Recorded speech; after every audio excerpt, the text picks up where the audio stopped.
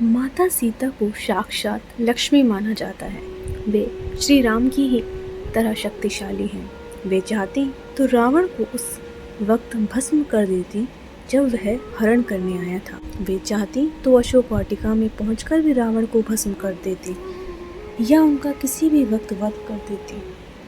लेकिन माता सीता ने ऐसा क्यों नहीं किया, जबकि वो तो खुद ही आत्म रक्षा में सक्षम थी। वास्तव में माता सीता स्वयं शक्ति स्वरूपा थी। मान्यताओं के अनुसार जब सीता माता ससुराल आई तो उन्होंने सबसे पहले ऋषि मुनियों और परिवारजनों के लिए खीर बनाई और दशरथ सहित सभी को परोसी। जब वे उन्हें खीर परोस रही थी, उसी समय तेज हवा का झोंका चला और सभी ने अपनी अपनी पत्तल संभाली। लेकिन उस दौरान राजा दशरथ की खीर में एक छोटा सा घास का तिनका आकर गिर गया।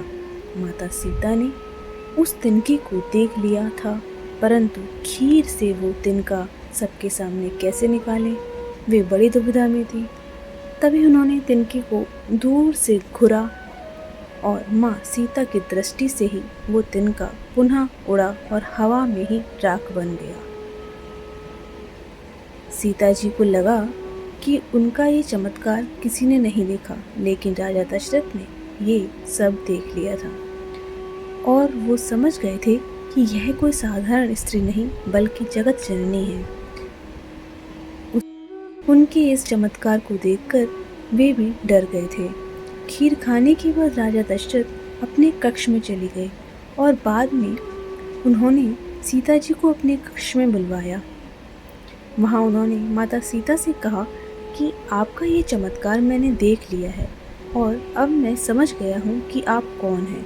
इसलिए आप मुझे एक वचन दीजिए कि जिस दृष्टि से आपने उस तिनके को देखा है, उससे कभी किसी और को नहीं देखेंगी।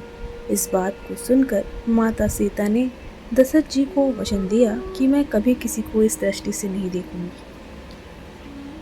जब रावण ने उनका हरण किया था तो वो स्वयं ही उसे भस्म कर सकती थी, परंतु वो राजा दशरथ को दिए वचन से बंधी हुई थी।